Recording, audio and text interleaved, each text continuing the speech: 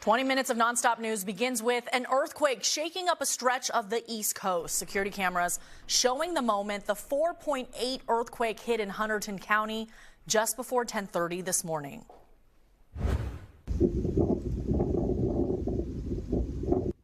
And the effects seen and heard across several states, including here in our area where the quake forced people to evacuate Philadelphia City Hall.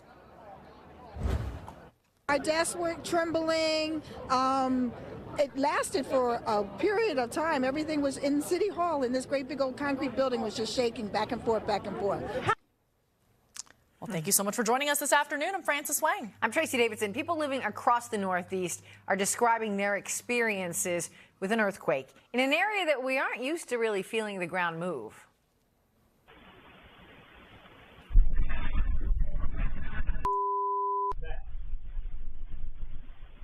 Family time quickly turned into chaos and confusion in this video from White House Station, Hunterdon County. The epicenter was North Jersey, but it was felt hundreds of miles away from here in our area, all the way up to the Massachusetts-New Hampshire border. Here's what we know right now. The 4.8 magnitude quake hit at 10:23 a.m. It is the strongest quake to hit New Jersey since 1783.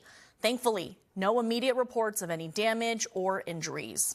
We do have live team coverage this afternoon with reporters all across our region. They're looking at the impact of this morning's quake. And First Alert meteorologist Michelle Rotella has more on the aftershocks. Let's begin in Philadelphia. This was the scene outside City Hall moments after the quake hit. The building was evacuated for a time as a precaution. This afternoon, Mayor Sherelle Parker reassured everyone the city is in good shape and that no damage has been found. NBC10's Karen Waugh was at City Hall with several council members when this happened and joins us live now after hearing from the mayor and other city leaders today. Karen, what's been the impact? Well, Tracy, first and foremost, as you mentioned, there have been no reported building damages and no reported injuries. So that is the good news to come out of today. There was this one home in West Philly that did report a little bit of exterior damage, but officials are still investigating to see if that was actually caused by the earthquake or perhaps something else. Many city council members were waiting for a hearing to start this morning when they felt City Hall tremble. This building is pretty solid. So for me to feel a full shake, like, what is that?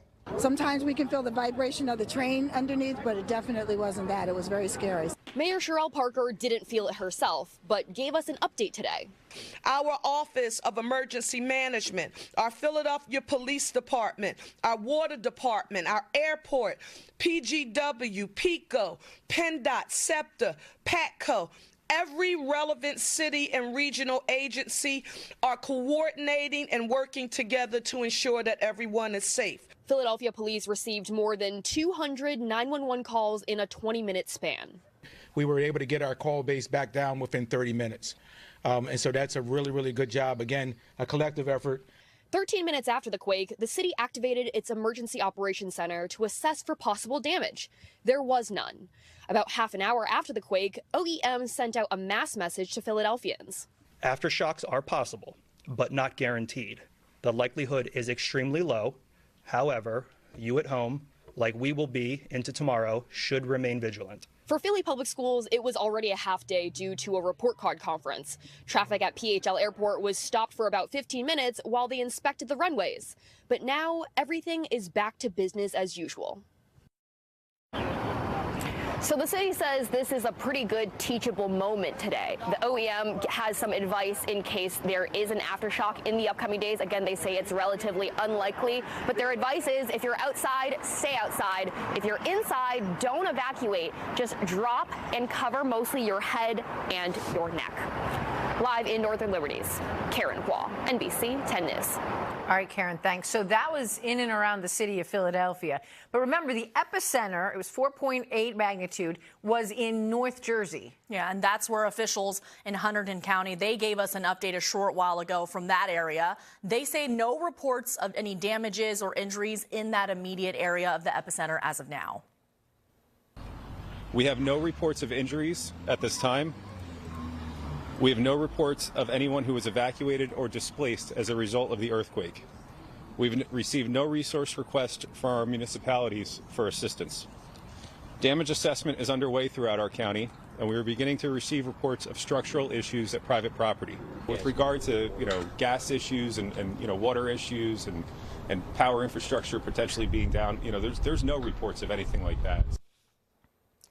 Now the only thing we're concerned about, aftershocks. Michelle Rotella is here to talk more about the quake itself. And we've been looking at the USGS website, and so far we've actually had 6 aftershocks, but they've been very small in size, 2.2 or less magnitude. So you may not have even felt that. You'd have to be pretty close to that epicenter to even feel those aftershocks. But want to recap here. Yes, this is in Hunterdon County that we are talking about. This is northeast of a White House station. Califon is what the USGS is saying, and that is the epicenter that we are finding, though many locations just nearby surrounding this area have felt those impacts. So, yeah, did you feel it? That's the question everybody's been asking, and you could feel it out in Pittsburgh. Of course, like I said, it would be very, very hard, very, very slight movement, even down across Virginia, but of course, New York, up in Albany, people in Boston, Ithaca, lots of people. This is wide-ranging here. So, a little bit about the fault zone here. This is the Ramapo Fault that you're looking at. It's this yellow line that extends 180 miles from New York, New Jersey, all the way even into Pennsylvania, as we said. And this formed about past 500 million years ago. And this is not the only fault that we have, and it's not any more active or any less active than the other faults that you're seeing here on your screen. But again, as we said, we've had a few of these aftershocks here, but this one in particular, this one, well, in the time frame since 1950, this was the largest that we have felt. Ladies? All right, Michelle, thank you. Well, earthquakes, less common on the East Coast, but can still have impacts. The most recent was a 4.1 magnitude quake. That one centered near Little Creek, Delaware. That was back in November of 2017. That was the strongest to hit Delaware in at least 146 years. Then there was the earthquake back in the summer of 2011. This video here from Camden. The epicenter of this quake was in Virginia, but tens of millions of people felt it from Georgia all the way up to Canada.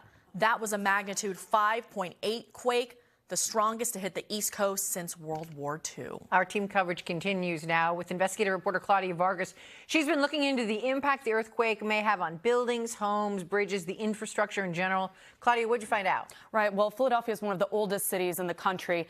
And so we have buildings and structures that have been standing here for centuries. But experts we spoke with say today's 4.8 magnitude earthquake likely didn't cause extensive damage to property. They did warn, though, that property owners should look for any new cracks. Following today's earthquake, trains came to a halt, people evacuated from buildings, including City Hall. It was all a reaction to an event we don't see in the region very often. It was a magnitude 4.8. It's a fairly small event, but it shakes people up, and people are always surprised when they happen in the East Coast. Christine Goulet is the director of the Earthquake Science Center at the U.S. Geological Survey.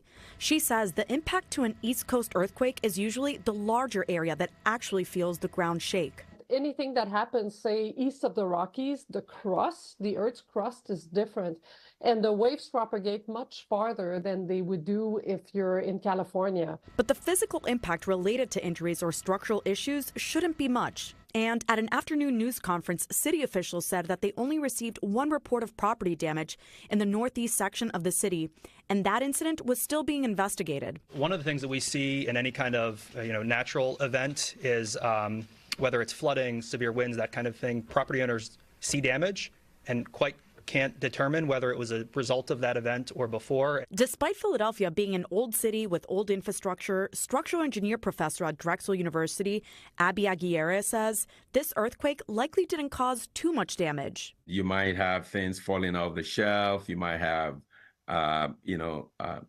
things shaking in the building. He says buildings and homes these days are built all following seismic codes. As for older buildings, he recommends looking for any new or elongated cracks. Those buildings may not be updated to the newer codes. So if they have brittle materials like on reinforced masonry, that's the one I'll be concerned about. And Professor Aguirre says that larger infrastructures such as bridges are routinely inspected, but that's every 2 years. He recommends officials check area bridges out sooner rather than wait for the next inspection. Claudia Vargas, NBC10 News. Claudia, thank you. And as we've been sharing with you, you Heard from people earlier today that today's shaking stopped them in their tracks. Both PATCO and NJ Transit suspended service for a time to inspect the tracks and to make sure travel would be safe. NBC10's Yukare Nakayama spoke with passengers, joining us live now from Camden with what they had to say. Yukare? Yeah, well, Francis, from Center City to across the Ben Franklin Bridge, there was a mix of reactions. Some people saying that they didn't feel anything, other people saying that they most definitely did. Those people sharing what they felt, what they saw, and how it affected their commute. I was really scared, like, oh, is Jesus coming back? Maybe. It was a surprising day for people in Philadelphia and New Jersey as a reported 4.8 magnitude earthquake hit Califon, New Jersey, about 50 miles north of Philadelphia. The quake felt in Center City. So I was sitting at my desk and I just saw my monitor shake back and forth, and a bunch of other people on the floor got up and we all said, "Did you feel that? Did you feel that?" That force felt even underground, says SEPTA worker James Helm. I work underground for SEPTA, and so I just thought it was a train going through, but they was like, no, it's an earthquake. And I'm like, no, I don't think so. Across the bridge, the earthquake momentarily halted train commutes. We felt the earthquake. We immediately stopped all the trains. They're out operating on the system. They're asked to go into the next available station at restricted speed, which is no greater than 15 miles per hour. And then we offload all the customers off to the platform and ask them to leave the station. It's been a procedure put in place since the 2011 East Coast earthquake.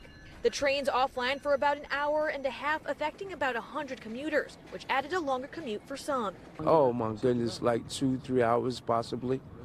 You know, people was running around scrambling. People didn't know what to do.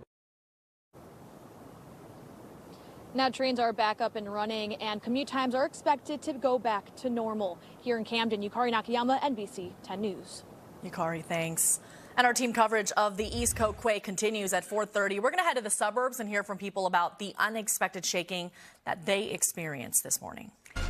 Right now, 4:30, aftermath of an earthquake. Look at that. A 4.8 magnitude quake rattled our region today, including at this home in Wayne Township, Passaic County, North Jersey. The quake shook a stretch of the East Coast just before 10:30 this morning. You might have felt it where you live. No damage has been reported, but people no doubt have lots of stories to tell, a lot of reaction to share. We continue our live team coverage this afternoon. First Alert meteorologist Michelle Rotella has more on the science of what happened. But let's begin with Deanna Durante. She is live for us in Flourtown. Deanna, this quake surprising a lot of people who are caught off guard.